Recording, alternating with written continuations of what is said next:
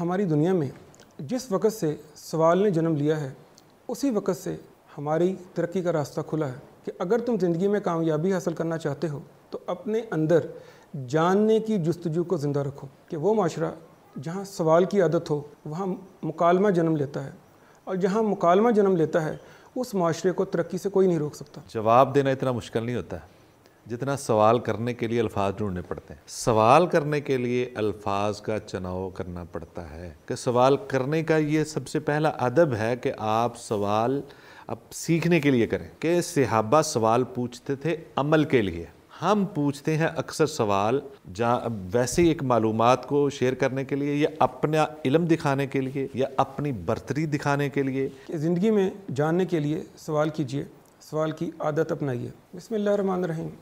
معزز ناظرین السلام علیکم۔ ناظرین، ہماری دنیا میں جس وقت سے سوال نے جنم لیا ہے اسی وقت سے ہماری ترقی کا راستہ کھلا ہے۔ اگر میں یہ کہوں کہ یہ سوال ہی ہے کہ جس کی جواب کی جستجو نے انسان کو اس ترقی کے راستے پر ڈالا ہے کہ جس پر سفر کرتا ہوا آج انسان اس اپنے موقع پر پہنچ گیا ہے کہ زمین سے باہر نکل کر گلیکسیز اور دیگر سیاروں پر فتح حاصل کر رہا ہے۔ مجھے حضرت علی کا قول یاد آ رہا ہے کہ اگر تم زندگی میں کامیابی حاصل کرنا چاہتے ہو تو اپنے اندر جاننے کی جستجو کو زندہ رکھو۔ عارفہ سیدہ صاحبہ کا ایک قول ہے کہ وہ معاشرہ جہاں سوال کی عادت ہو وہاں مکالمہ جنم لیتا ہے، اور جہاں مکالمہ جنم لیتا ہے اس معاشرے کو ترقی سے کوئی نہیں روک سکتا۔ ایک مشہور فلسفی کا قول ہے کہ وہ معاشرے جو سوال کو برداشت کرنے کی قوت رکھتے ہیں وہاں عدم برداشت اور تنازعات کسی صورت باقی نہیں رہ سکتے۔ ناظرین، یہ سوال کرنا اور سوال کی جستجو ہی ہمارے آج کے پروگرام کا موضوع ہے۔ اس سے پہلے کہ پروگرام کا باقاعدہ آغاز کیا جائے میں چاہوں گا کہ اپنے معزز مہمان کا آپ سے تعارف کرواؤں۔ میرے ساتھ تشریف رکھتے ہیں حافظ محمد سعید فاروقی صاحب۔ آپ ماشاءاللہ مشہور ادارے علم و آگہی سے گزشتہ 20 سال سے منسلک ہیں۔ آپ میڈیا کی ایک مشہور اور معروف شخصیت ہیں، جرنلسٹ ہیں، اور روزمرہ معاملات پر آپ کی گہری نظر ہے۔ آئیے پروگرام کا آغاز کرتے ہیں۔ السلام علیکم فاروقی صاحب۔ وعلیکم السلام جی، بہت شکریہ سہیل صاحب۔ جی فاروقی صاحب، یہ فرمائیے کہ جیسے آپ نے سنا کہ ہمارے آج کا جو پروگرام کا موضوع ہے وہ ہے سوال۔ جی سوال، آپ کیا سمجھتے ہیں کہ زندگی کی ہر سٹیج پر، ہر موقع پر سوال کرنا کتنا ضروری ہے؟ جی سہیل صاحب، ایک تو بہت شکریہ آپ کا، اور بڑا ایک منفرد آپ نے ٹاپک کے لیے ہمیں جو ہے نا وہ آپ نے اس مشکل میں ڈالا ہے، اس لیے کہ جو آپ نے بات کی انٹرو میں ایسا ہی ہے کہ ترقی جتنی بھی ہوئی ہے نا سوال سے، وہ ہر بندے کے ذہن میں ایک سوال اٹھا ہے، اس نے اس کا حل ڈھونڈا ہے۔ آپ وہ لائٹ کو دیکھ لیں، بلب کو دیکھ لیں، وہ رائٹ برادران کو دیکھ لیں، جہاز کو دیکھ لیں، اور وہ پہیے کی ایجاد کو دیکھ لیں، کوئی بھی آپ ایجاد دیکھیں گے اس کے پیچھے ایک سوال نے جنم لیا۔ کشِ ثقل کو دیکھ لیں کہ یہ وہ ہر چیز میں یہ کیوں گرا نیچے، تو اس سے آگے آپ کو ترقی کے راستے کھلتے ہیں۔ اور دوسری بات یہ، آپ بات کر رہے تھے انٹرو میں، تو جواب دینا اتنا مشکل نہیں ہوتا ہے جتنا سوال کرنے کے لیے الفاظ ڈھونڈنے پڑتے ہیں۔ بالکل صحیح اور مناسب موقع۔ ہاں جی، جو بندہ سمجھدار ہے، جس کو یہ شعور آ جاتا ہے، وہ جواب دینے کے لیے الفاظ اتنے نہیں ڈھونڈتا، وہ جو اس کے ذہن میں وہ جواب دے دے گا، نہیں آئے گا خاموش ہو جائے گا۔ سوال کرنے کے لیے الفاظ کا چناؤ کرنا پڑتا ہے کہ یہ کیسا ہے، اور جتنا اچھا سوال ہوگا وہ اتنا ہی اس سے شعور جھلک رہا ہوگا۔ کہتے ہیں نا کہ سوال جو ہے نصف علم ہے، تو یہ آپ کا سوال جو ہے کہ یہ بڑا اہم ہوتا ہے۔ جیسے بچہ اب چھوٹا ہے، جب اس کو بولنے کی طاقت ملتی ہے، شعور ملتا ہے، وہ الفاظ ادا کر سکتا ہے، وہ گھر والوں سے، اپنے والدین سے سوال ہی کرتا ہے، یہ فلاں چیز کیا ہے، یہ کیا ہے، یہ کیا ہے، یہ کیا ہے۔ اب والدین اس کو جواب دیتے جاتے ہیں۔ بعض دفعہ وہ بچہ ایسے جواب دیتا ہے کہ والدین ششدر رہ جاتے ہیں، حیران رہ جاتے ہیں۔ ان کو پتہ چلتا ہے کہ یہ بچہ ہمارا انٹیلیجنٹ ہے، دوسرے بچوں سے انٹیلیجنٹ۔ اگر اس کے سوالات نارمل سے ہیں تو وہ بھی اس کو اتنا ہی سمجھیں گے جیسے دوسرے بچے ہوتے ہیں۔ اور جیسے جیسے اس کے اندر شعور بڑھتا جائے گا، اس کے سوال کی جو کوالٹی ہے وہ بڑھتی جائے گی، الفاظ اس کے اچھے ہوتے جائیں گے۔ بعینی ہی انسان کو جتنا شعور ملتا جاتا ہے اتنا ہی اس کے سوال کے اندر نکھار پیدا ہوتا ہے. اور جتنا اپنا سوچیں گے، سوال اچھا کریں گے، اس کا مطلب یہ ہے کہ آپ کی جستجو اچھی ہے. بالکل صحیح. اگر آپ کی جستجو اچھی نہیں، آپ کا سوال بھی اچھا نہیں ہوگا. بالکل صحیح. اور ظاہر بات ہے ہمارا جو اصل مقصد ہے وہ دین اسلام ہے اس وقت، اس کے بارے میں سوال و جواب کرنا. اب دیکھیں جس بندے کو یہ جستجو لگ جاتی ہے نا کہ میں نے دین سیکھنا ہے، اس کی جستجو ہے مجھے، اور میں نے حق ڈھونڈنا ہے، جس کی یہ جستجو ہوتی ہے اس کو حق مل جاتا ہے. ایک تو نبی صلی اللہ علیہ وسلم کی حدیث ہے کہ جو دین سیکھنا چاہتا ہے، سمجھنا چاہتا ہے، اللہ اس کے لیے راستے آسان کر دیتا ہے.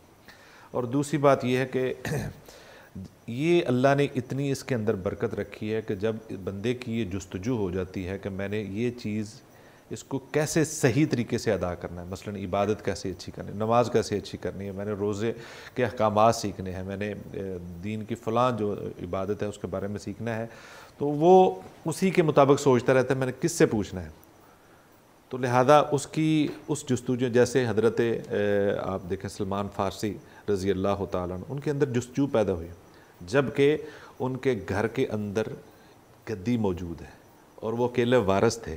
ان کا باپ وہ پورے وہ کلیسا کا جو تھا وہ سربراہ تھا، ان کے گھر میں سرداری تھی، اس کے بعد وہ سردار بننے والے تھے، لیکن ان کی عقل نے یہ کہا کہ یہ جو کام ہے ٹھیک نہیں ہے، فطرت کے الٹ چل رہا ہے سسٹم، یہ کوئی اور ہوگی عبادت کا سسٹم. وہ جستجو ان کے دل میں پڑی، انہوں نے وہ اپنے باپ کی گدی چھوڑی، گھر چھوڑا، وہ سہولیات چھوڑی، وہ سرداری چھوڑی، اور وہ جنگلوں میں اور وہ قافلوں کے ساتھ سفر کرتے رہے.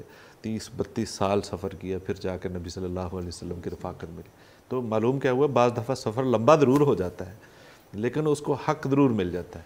تو لہذا حق ڈھونڈنے کے لیے یہ جستجو ضروری ہے، بہت اہم ہے، اور اس کے لیے اس کو کوشش کرتے رہنا چاہیے. بالکل صحیح. بلکہ آپ نے جو یہ بات فرمائی ہے سفر کے بارے میں، مجھے ایک چینی کہاوت یاد آ رہی ہے کہ دنیا میں علم حاصل کرنے کے لیے 1000 کتابیں پڑھو اور 1000 میل سفر کرو. آج کا جو تیز دور ہے، میں اس کو 1000 کو 1 لاکھ سے تبدیل کر دوں گا کہ سفر وسیلہ ظفر. اور دوسری ایک بات یہ ہے کہ ایک مشہور عالم دین ہے، انہوں نے کہا ہے کہ سوال کرنے کے لیے بھی علم ضروری ہے. جی آپ کا سوال ہے یا انتشار ہے، یہ پوچھنے کا طریقہ بتا دے گا. آپ نے یہ بات بڑی اہم کی ہے، یہ بھی ایک ضروری ہے.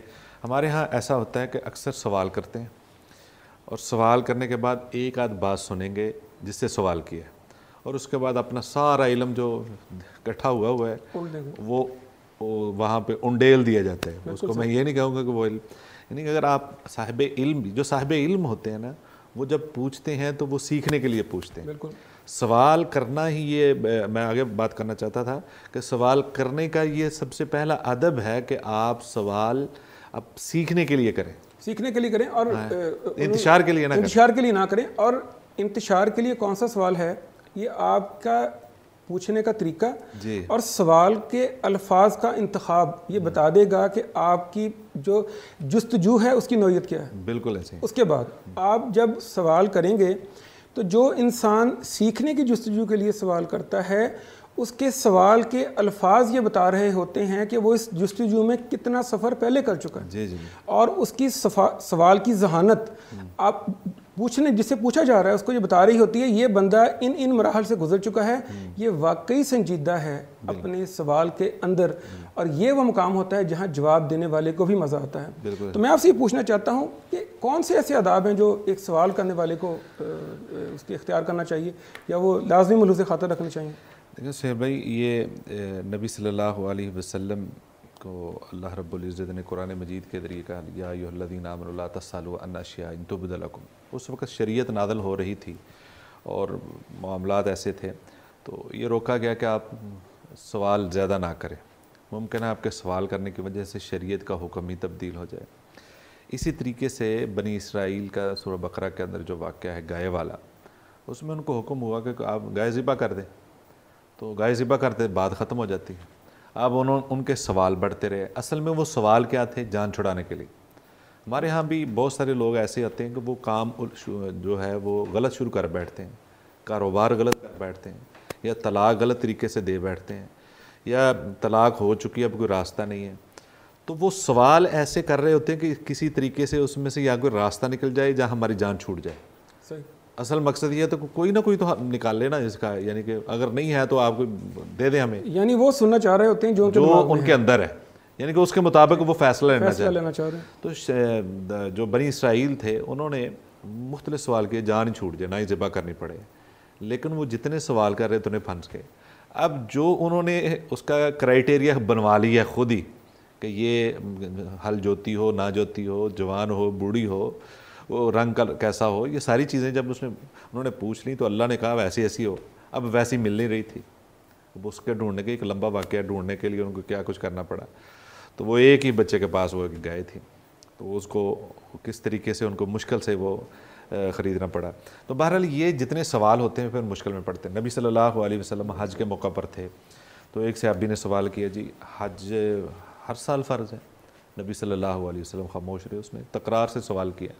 نبی صلی اللہ علیہ وسلم نے اگر سے جواب نہیں دیا, اور تھوڑی دیر کے بعد پھر بلوایا کہ یہ اس طرح نہیں پوچھنا چاہیے تھا, اگر میں کہہ دیتا ہاں فرض ہے تو ہر سال فرض ہو جاتا, کتنا مشکل ہوتا. تو لہذا اس وقت یہ صورتحال تھی. پھر صحابہ کی یہ کیفیت تھی, آپ نے یہ سوال تھا کہ کیا کرنا چاہیے.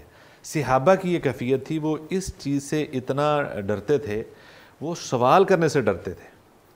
وہ پھر اس انتظار میں رہتے تھے کہ باہر سے کوئی بندہ آئے, کوئی دیہات سے آئے, وہ نیا مسلمان ہو, نبی صلی اللہ علیہ وسلم سے کچھ پوچھے.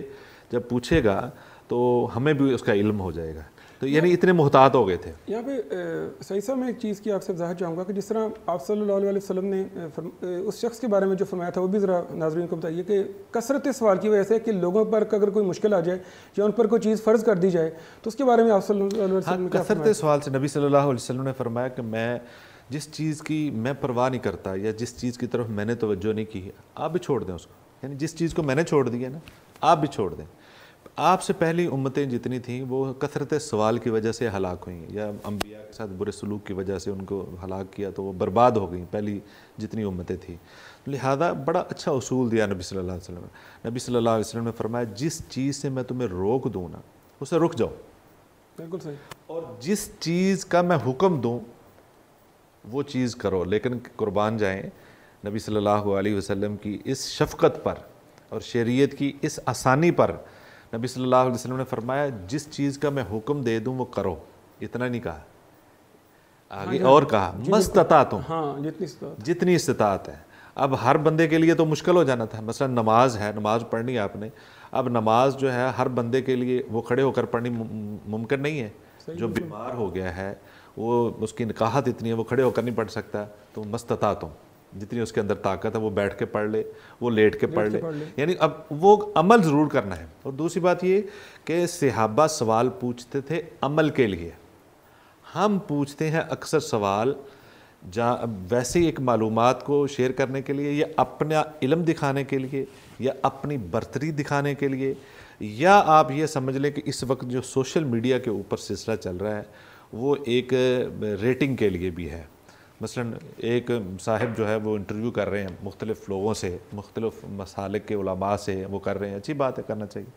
لیکن اس میں ایک ایسا پہلو بھی ہے جو انتہائی خطرناک ہو سکتا ہے. وہ یہ ہے کہ اب جو سوال کرنے والا ہے وہ تو اتنا اس کو عبور نہیں ہے, وہ جو جس کی چیز کی جتنا اس نے پڑھ لیا ہے اتنا ممکن ہے سوال کر لیا ہے. اب جس نے جواب دیا ہے اس نے اپنے عقائد و نظریات کے مطابق جواب دے دیا ہے. اب کتاب و سنت کے مطابق ہے یا نہیں ہے, یہ اس سوال کرنے والے نے تو نہیں بتایا کہ یہ آپ غلط کہہ رہے ہیں یا ٹھیک کہہ رہے ہیں. بہت سارے ایسے سوالات ہیں اس میں اس نے وضاحت نہیں کی اینکر نے کہ یہ آپ کا سنت کے مطابق ہے یا نہیں. اب سننے والے تو سادہ لوگ ہوتے ہیں. لیکن یہ بھی تو ہے نا کہ جو سوال کرنے والا ہے یا جس طرح سوشل میڈیا پر آج کل چل رہا ہے, اس سوال کرنے کی جو اصل پیچھے نیت ہے وہ کچھ سیکھنا یا سکھانا یا سمجھنا نہیں ہے, وہ الجھانا ہو سکتی ہے. اگر الجھانا ہے تو بات قدرتی طور پر الجھ جائے گی. تو بات میں یہ کر رہا تھا کہ جب عام بندہ سنے گا تو وہ تو سمجھے گا یہ اتنا بڑا عالم دین ہے, تو یہ لیڈ کر رہا ہے اپنی ایک پوری ایک قوم کو لیڈ کر رہا ہے, تو لہذا اس نے جو بات کی ٹھیک ہوئی, سادہ بندہ تو اس پر عمل کر لے گا, جبکہ وہ نظریہ اکثر کتاب و سنت کے خلاف ہو سکتا ہے. لہذا یہ سوال کرنے والے کو اس کی وضاحت بھی کرنی چاہیے. اچھا سوال جو آپ کا میں پورا کر دوں اس کا جواب, کہ صحابہ اکرام رضوان اللہ علیہم اجمعین پھر اس حساب سے سوال کرتے تھے اور پھر اس پر عمل کرتے تھے. مثلا حضرت ابو ہریرہ رضی اللہ تعالیٰ عنہ کی روایت ہے, نبی صلی اللہ علیہ وسلم کے پاس ایک صحابی آئے, سادہ سے تھے, دیہات سے آئے تھے. میں کہا جی میں ایک سادہ سا بندہ ہوں اور میں بہت زیادہ پڑھا لکھا نہیں, بہت زیادہ چیزوں پر عمل بھی نہیں کر سکتا, نیا نیا مسلمان ہوا ہوں, مجھے چند چیزیں بتا دیں میں اس پر عمل کر لوں. نبی صلی اللہ علیہ وسلم نے فرمایا آپ اللہ پر ایمان لائیں, کلمہ توحید کا اقرار کریں, شرک نہ کیجئے, نمازیں ادا کیجئے, روزے ادا کیجئے, زکوٰۃ کو اگر آپ کا مال پہنچتا ہے آپ زکوٰۃ ادا کیجئے, اگر استطاعت حج کیجئے. 3-4 باتیں جو اہم تھی وہ بتا دیں. وہ صحابی جو تھے ابھی مسلمان ہوئے ہیں تو وہ نبی صلی اللہ علیہ وسلم کی ان باتوں کو سن کر کہتے جی اللہ کے حضور صلی اللہ علیہ وسلم آپ نے جو فرما دیا ہے نا, لا ازید علی ھذا, میں اس پر کچھ زیادہ نہیں کروں گا, اس پر عمل کروں گا. میں اتنا اتھینٹک, اتنا پختہ ارادہ دیکھ کر نبی صلی اللہ علیہ وسلم نے وہ جاتے ہوئے کہا کہ میرے صحابہ اگر کسی نے جنتی آدمی کو دیکھنا ہے تو اس آدمی کو دیکھ لیں, یہ جنتی آدمی. ابھی اس نے تو کوئی عمل نہیں کیا ہے, اس کا ارادہ, یعنی اس نے سوال کیوں کیا ہے, عمل کرنے کے لیے, اور پختہ ارادے کے ساتھ. ہم نے سوال کرنا ہے یا تو اگلے بندے کو الجھانے کے لیے, اگر ایسی بات ہے تو یہ انتشار ہے, یہ فضول ہے, اس سے شریعت نے منع کیا. کثرت سوال سے نبی صلی اللہ علیہ وسلم نے منع فرمایا ہے اور یہ نقصان دیتا ہے. اور اگر آپ پوچھتے ہیں عمل کے لیے, علم میں اضافے کے لیے, تو یہ سوال انتہائی ضروری ہے, اس کے بغیر آپ کچھ سیکھ نہیں سکتے. اور اگر آپ نہیں سیکھیں گے, میں اگلی بات بھی ایک بتا دوں کہ اگر آپ سوال نہیں کرتے, دین پر ویسے ہی عمل کر رہے ہیں, یہ آپ کو ہلاک بھی کر سکتا ہے. آپ پوچھیں گے وہ کیسے؟ ہم نبی صلی اللہ علیہ وسلم کے صحابہ ہیں, نبی صلی اللہ علیہ وسلم کا دور ہے, تو سفر پہ تھے, ایک صحابی زخمی ہو گئے, زخم بھی ان کے سر میں تھا. اب زخمی حالت میں ان پر فرض ہو گیا, غسل بھی فرض ہو گیا. اب اس وقت ان کو واضح نہیں تھا مسئلہ, تو بہرحال فیصلہ یہ ہوا کہ اب غسل کیا جائے گا. غسل کا کیا تو پانی زخم میں پڑ گیا اور وہ فوت ہو گیا. نبی صلی اللہ علیہ وسلم کے پاس یہ فیصلہ, تو انہوں نے نبی صلی اللہ علیہ وسلم نے فرمایا آپ نے تو اس کو مار دیا ہے, یعنی اس کے بارے میں وضاحت پوچھ لینی چاہیے تھی. یعنی اگر بعض دفعہ ایسا ہے کہ آپ ایسے ہی عمل کیے جا رہے ہیں تو اس کا مطلب یہ ہے کہ آپ کو ہلاک کر دے گا. یہ کتنے ایسے نوجوان ہیں, کتنے ہی ایسی خواتین ہیں جو اسلام کی بنیادی باتیں بھی, یعنی وضو کے طہارت کے مسائل ہیں, وضو کے مسائل ہیں, غسل کے مسائل ہیں, نوجوانوں کی جو زندگیاں ہیں وہ بڑھاپے کی طرف بڑھ رہی ہیں, لیکن ابھی تک جو ہے غسل کے مسائل کا پتہ نہیں ہے, کیونکہ وہ کہتے ہیں جی ہمیں شرم آتی ہے. جب میڈیا کے اوپر ہر چیز موجود ہے, ہر کام کر رہے ہیں, میڈیا ہر چیز دکھاتا ہے, خواتین کے بارے میں وہ ایڈ چلاتا ہے جو کبھی ہمارے گھروں میں بھی ڈسکس نہیں ہوتے تھے مردوں کے سامنے, لیکن آہستہ آہستہ اس کا وہ کیا ہے, وہ میڈیا کے اوپر وہ ایڈ چل نہیں رہے. لہذا وہ چیزیں ساری جائز ہیں. میڈیا کے اوپر آپ دیکھیں جو 8 مارچ کو خواتین کے مارچ میں جو کیا کچھ دکھایا جاتا ہے, کیا گند نہیں, کس طرح کے پلے کارڈ دکھائے جاتے ہیں, اور اس میں کسی کو یہ اعتراض نہیں کہ کیوں دکھا رہے ہیں, بلکہ جو اس کی مذمت کرتے ہیں وہ بھی پلے کارڈ دکھا رہے ہیں, صحیح, مذمت کرتے ہوئے بھی اس کو پھیلا رہے ہیں. تو لہذا یہ دین کی جو باتیں ہیں وہ پوچھنے میں, حضرت عائشہ رضی اللہ تعالیٰ عنہ فرماتی ہیں انصاری صحابیات جو ہیں یہ ان کے اندر یہ بڑی کمال کی خوبی ہے, یہ کوئی بھی شریعت کی بات سمجھنا چاہتی ہیں تو ان کو حیا مانے نہیں ہوتی, وہ سیکھ لیتی ہیں, سیکھنا چاہتی ہیں وہ پوچھ لیتی ہیں. تو لہذا جس مسئلے کا پتہ نہیں ہے وہ پوچھ لینا چاہیے, نہیں تو ہلاک جس طرح وہ صحابی ہیں تو نقصان بھی ہو سکتا ہے. اور دین کا تو بہت سارا نقصان ہو رہا ہے کہ آپ اس کو بغیر سمجھے ہی اس کے بارے میں معلومات لیے بغیر ہی اس پر عمل کر دیں. مثلا نماز اگر کوئی بندہ نہیں پڑھتا اور آج سے وہ نماز شروع کر دے, اس کو پتہ ہی نہیں مسائل, تو یہ اچھی بات ہے کہ شروع کر دی, لیکن اتنا ہی ضروری ہے کہ وہ اس کے بارے میں مکمل معلومات لے. بالکل ٹھیک. اچھا صحیح صاحب, یہ فرمائیے گا کہ اب یہ تو ہم نے طے کر لیا کہ زندگی میں ترقی ہو, دینی مسائل کی سمجھ ہو, یا عام فہم جو معاملات ہیں ہمارے ان کے بارے میں جاننا عمل کرنے سے پہلے ضروری ہے, کیونکہ یہ نہ کریں گے تو پھر ہم مشکلات میں پڑ سکتے ہیں. لیکن اب سوال یہ ہے کہ یہ سوال کیا کس سے جائے, کیونکہ ہماری اکثر لوگوں کا یہ طریقہ ہے, وہ کوئی بھی بات ہوتی ہے وہ اٹھتے ہیں اور ہر سامنے ملنے والے شخص سے پوچھنا شروع کر دیتے ہیں, اور اس سے ہوتا یہ ہے کہ جتنے منہ اتنی باتیں, اور وہ بندہ بجائے سلجھنے کے الجھاؤ کی طرف چلا جاتا ہے. یہ بہت اچھا سوال. آپ فرمائیے کہ سوال کس سے کیا جائے. مثلا میں آپ کو یہ کہ اس کی مثال سادہ سی دیتا ہوں کہ اگر آپ نے گھر کا کوئی کام کرنا ہے یا آپ کو کوئی بھی زندگی کی ضرورت, موبائل خریدنا ہے آپ نے, تو آپ موبائل خریدنے کے لیے سب سے پہلے جا کے کسی مستری سے نہیں پوچھیں گے بھائی میں نے موبائل خریدنا کون سا ماڈل ہوں. بالکل صحیح. وہ آپ کسی اسی موبائل والے کی شاپ پہ یا جو موبائل یوز کرتا ہے کہ بھائی کون سا ماڈل لوں, اس سے پوچھیں گے نا. گھر بنانا ہے آپ کسی اچھے سمجھدار ٹھیکیدار کے پاس جائیں گے, انجینئر کے پاس جائیں گے کہ بھائی میں نے گھر بنانا ہے, اس سے مشورہ کریں گے کیا کیا کرنا ہے. اسی طریقے سے جو ماہر ہے اس کے پاس ہی جاتے ہیں نا. بالکل ٹھیک. اسی طریقے سے دین آپ نے سیکھنا ہے تو یہ ہر ارے گہرے سے نہیں, جس کو بنیاد معلومات ہیں دین کے بارے میں, جس نے سیکھا ہے اور قرآن و سنت کے مطابق ہے, اس سے آپ سوال کرنے کی کوشش کریں. اگر آپ ہر بندے سے ہی پوچھیں گے, ہماری مساجد کی صورتحال ایسی ہوتی ہے کہ کوئی بھی بندہ کوئی غلط کام کرے, مفتی کتنے ہی کھڑے ہوتے, پوری صاحب مفتیوں کھڑی ہوتی ہے, سوائے وہ جو امام بیچارہ ہے وہ خاموشی سے کھڑا ہوتا ہے, وہ تو نے ایسے کیوں کیا, تو نے ایسے کیوں کر لیا ہے. ہاں اگر آپ کو کوئی چیز غلط نظر آ رہی کسی نمازی میں, آپ خطیب صاحب یا امام صاحب کے کان میں یہ بات بتائیں, جی میں نے یہ دیکھا ہے ہمارے نمازیوں میں کچھ حضرات, مینشن کرنے کی بھی ضرورت نہیں ہے, اگر ضروری ہے تو وہ کر بھی دیں, کوئی حرج نہیں, لیکن ان کو بتائیں یہ کمزوری پائی جا رہی ہے, آپ اس کی وضاحت کر دیں کسی نماز کے بعد, اس مسئلے کی وضاحت کر دیں, نہ کہ آپ خود اس کو ڈائریکٹ. ایک تو وہ غصہ کرتا ہے, انتشار کا باعث بنتا ہے. لہذا ایک طریقے کے تحت کہ آپ جس طرح ایک آفس میں کام کرتے ہیں, کوئی بھی غلط کام کر رہا ہے تو ہر کولیگ جو دوسرے کو نا تم نے غلط کیا ہے, ایسے نہ کرو, یہ نہ کرو, وہ تو سسٹم خراب ہو جائے گا, آپ اس کے بڑے ذمہ دار سے کہتے ہیں کہ بھائی آپ ایسے کریں. اسی طریقے سے مساجد کے اندر جو نمازی حضرات ہیں ان کو ضرور ان چیزوں کا خیال رکھنا چاہیے اور اس صاحب علم سے ہی سوال کریں. دیکھیں نبی صلی اللہ علیہ وسلم کے موجود تھے اس طریقے سے, ایک خوبصورت انسان سفید کپڑوں میں آتا ہے, آ کر سوال کرتا ہے مل ایمان مل احسان, قیامت کب قائم ہوگی. یہ اب ہر سوال کے بعد نبی صلی اللہ علیہ وسلم جواب دے رہے ہیں کہ سوال کرنے والا زیادہ بہتر جانتا ہے. اب سوال کرنے والا پھر جواب بھی دے دیتا ہے. اب ساری باتیں ہو گئیں تو وہ یعنی سوال کرنے کے بعد پوچھتا ہے, نبی صلی اللہ علیہ وسلم آگے سے جواب یہی دیتے ہیں, وہ پوری وضاحت کر دیتے ہیں. لمبی حدیث ہے, میں اس کی طرف نہیں جاتا. وہ چلے گئے, صحابہ حیرت زدہ ہے, یہ کون ہے, وہ سوال بھی خود کرتا ہے, جواب بھی دیے جائے. نبی صلی اللہ علیہ وسلم اس کی تصدیق کر رہے ہیں اور بات بتاتے ہیں, آگے پھر وضاحت ہو جاتی ہے.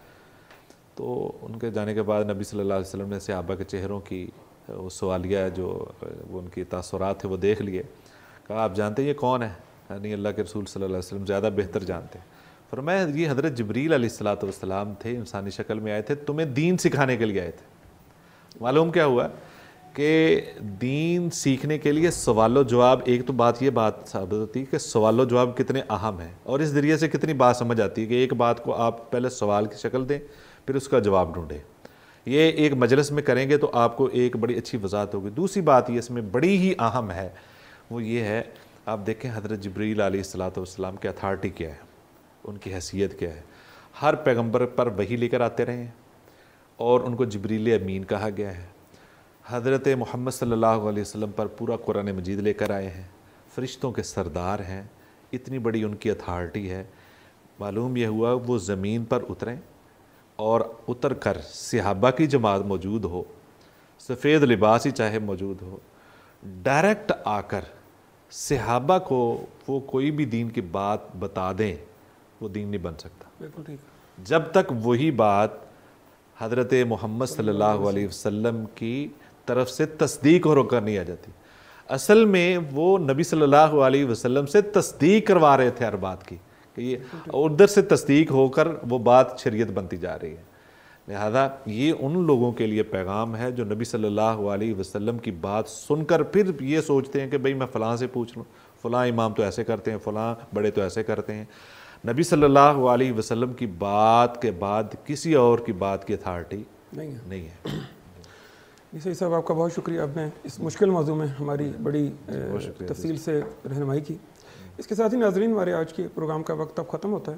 پروگرام کا خلاصہ یہ ہے کہ زندگی میں جاننے کے لیے سوال کیجیے, سوال کی عادت اپنائیے, اپنے ذہن کو الجھنوں سے آزاد کرنے کے لیے سوال کیجیے, لیکن سوال تہذیب کے دائرے میں رہ کر جستجو اس بات کی ہو کہ آپ کچھ جاننا چاہتے ہیں, نہ کہ کسی کو الجھانا چاہتے ہیں. آپ کی نیت کی خوبصورتی آپ کو کامیابی سے انشاءاللہ تعالیٰ ضرور ہمکنار کرے گی. اس کے ساتھ ہی ہمارے آج کے پروگرام کا وقت ختم ہوتا ہے. آئندہ کسی نئے موضوع کے ساتھ آپ کی خدمت پھر حاضر ہوں گے. تب تک کے لیے اجازت, اللہ حافظ.